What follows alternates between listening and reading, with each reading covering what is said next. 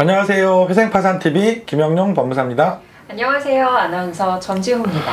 네, 아나운서님, 오늘은 개인회생 금지명령에 대해서 얘기를 해보려고 하는데요. 그 중에서도 금지명령 기각되면 뭐뭐 한다더라 이런 오해들이 몇 가지가 있어서 그 오해에 대해서 좀 설명을 좀 드려보려고 합니다. 우선 금지명령 결정문 어떻게 생겼는지 한번 보면서 시작을 해볼까요? 일단 금지명령을 보신 것처럼 특정 재산에 대한 가압류, 압류, 강제집행, 가처분을 다 금지시키고 있고요. 변제를 받거나 변제를 요구하지도 마라, 채무 독촉을 하지 말라는 내용이 들어가 있어서 이것 때문에 금지명령을 받으면 독촉 전화로부터 해방이 되는 거죠. 그래서 금지명령 누구나 다 개인회생 신청하시면 가장 먼저 결정을 받기를 기다리시는 결정이에요. 근데 오늘은 금지명령이 달하는 건 아니고 기각되는 분들도 계시잖아요. 이 기각이 됐을 때 뭐뭐 하더라 이런 오해들이 있다고 말씀드렸잖아요. 그걸 하나하나 좀 설명을 드려보도록 할게요. 금지명령이 기각이 되면 개시결정은 못 받나요? 라는 댓글을 제가 봤던 것 같아요. 금지명령을 못 받았다고 해서 개시결정, 인가결정, 면책결정을 못 받느냐 이거하고는 상관이 없습니다. 물론 영향이 미쳐질 수는 있어요. 금지명령을 못 받는 대표적인 사유들이 몇 가지 있잖아요. 변제율이 너무 낮다던가, 뭐 여러 번 재신청을 하셨다던가,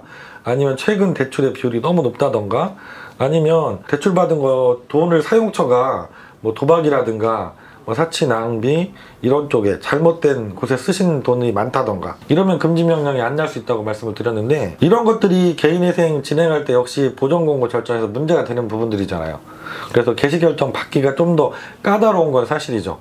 하지만 개시결정을 못 받는 건 아니에요. 금지명령이 기각되면 중지명령도 기각되나요? 라는 질문이 있더라고요. 금지명령을 못 받았더라도 중지명령은 많이 해주시고 계시거든요. 중지명령 대표적인 게 집에 유체동산에 압류가 들어온 거예요. 빨간 딱지 붙은 거예요. 이럴 때 너무 급하잖아요. 그리고 내가 직장을 다니는 분들이 개인회생 하니까 급여에 압류가 또 들어왔어요. 그래서 내가 급여를 더 이상 뭐 185만 원 제외하고는 받을 수 없는 상황이 됐어요. 이럴 때 중지명령 법원에서 잘해주시거든요. 금지명령이 안 났더라도 중지명령은 받을 수 있는 경우가 대다수입니다. 그래서 이것도 걱정을 안 하셔도 됩니다. 법무사님, 그럼 금지명령이 기각되면 혹시 독촉이 더 심해지나요? 아무래도 이거는 뭐 많이 걱정을 하시는 부분인데, 아까 금지명령 내용을 저희가 본 것처럼 두 번째 조항에 보면 채권자한테 이걸 금지시키죠. 변제를 요구하지도 말고 변제도 받지 마라, 이걸 요구하시잖아요, 법원에서. 그런데 이게 금지명령이 기각됐다고 하면 이 행위를 계속 할 수도 있다는 거잖아요. 그래서 걱정을 당연히 하게 되시는데, 금지명령을 못 받더라도 대부분의 채권자들은 추심을 포기하는 경우가 많습니다. 물론 이게 법률상은 계속 추심을 할 수 있도록 허용이 되기 때문에 개시결정 날 때까지는 받을 수도 있지만 대다수가 포기를 하신다. 그리고 특정한 경우에 채권 추심원의 성향에 따라서 독촉을 할 수도 있지만 개인회생을 신청하시기 전보다는 훨씬 독촉이 적어지시기 때문에, 이 금지명령이 기각되게 되면 그 후에 가압류, 압류는 들어올 수 있는 건지.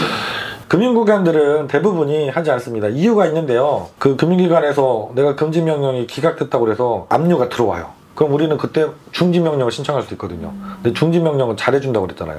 그렇기 때문에 신청을 돈 들여 해봐야 중지명령 신청하면 또 막히기 때문에 금융기관에서 굳이 그걸 할 필요가 없는 거죠. 그러면 가압류는 또 왜 안 하느냐? 가압류는 더 절차가 복잡해지거든요. 가압류라는 게 임시적으로 채무자가 어떤 재산을 빼돌리지 못하도록 조치를 해놓는 게 가압류이기 때문에, 가압류만 했다고 해서 채권자가 돈을 받아갈 수 있는 게 아니잖아요. 고난 소송을 해서 판결을 받아야 되고 압류까지 진행을 해야지만 돈을 자기가 추심을 해갈 수가 있는데, 이 단계가 너무 시간이 오래 걸리죠. 돈도 많이 들어가죠. 그러니까 아예 가압류 조치는 할 생각도 안 해요. 이미 진행을 하고 있던 것도 개인회생 신청만 한다 해도 안 하는 경우가 대다수라서 역시 압류나 가압류 들어오지 않을까 이런 걱정은 안 하셔도 됩니다. 그럼 법무사님, 100% 가압류, 압류는 안 들어온다 이 말씀이신 거죠?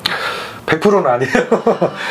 어떤 경우에 또 들어올 수는 있는 경우도 있긴 한데, 특히 개인 채권자인 경우에 그런 경우들이 저희 사무실에서도 몇 번 계셨던 것 같아요. 개인 채권자분들은 이걸 잘 모르시는 경우들도 있을 수 있고, 어떤 감정적인 문제 때문에 뭐 효과가 별로 없더라도 나는 일단 하겠다 그렇게 들어오실 수도 있거든요. 그래서 100% 뭐 기각됐을 때 안심하셔야 된다 여기까지는 아니에요. 하지만 대부분의 경우에는 안심을 하셔도 된다 정도 말씀을 드릴 수 있을 것 같습니다. 금지명령이 기각됐다는 거를 알고 있으면 개인 채권자 입장에서는 소송은 해보고 싶다라는 생각이 들 수 있을 것 같은데, 소송은 해도 되는 건가요, 채권자가?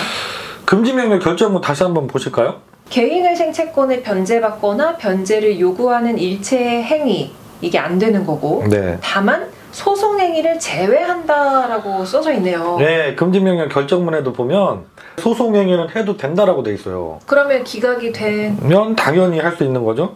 근데 이거 걱정을 크게 안 하셔도 되는 게 개인회생을 채무자가 신청해요, 법원에. 그때 채권자 목록이라는 서류가 들어가거든요. 그래서 법원에서는 이 채권자 목록에 소송 판결문과 동일한 효력을 부여해요. 압류를 할 수 있는 문서가 됩니다. 그래서 소송을 별도로 할 필요도 없어요. 그래서 소송을 제기하는 일도 없으니까 걱정을 안 하셔도 됩니다. 오늘은 개인회생 금지명령 너무 중요하고 많은 분들이 개인회생 신청하시면 가장 기다리시는 결정인데 이게 기각이 되는 경우들도 간혹 있습니다. 그러면 이거는 안 되는 거 아닌가 오해하시는 부분들이 있어서 설명을 드려봤습니다. 여러분께 도움이 됐으면 좋겠고요. 다음 시간에 좀 더 좋은 정보 잘 준비해서 다시 찾아뵙도록 하겠습니다.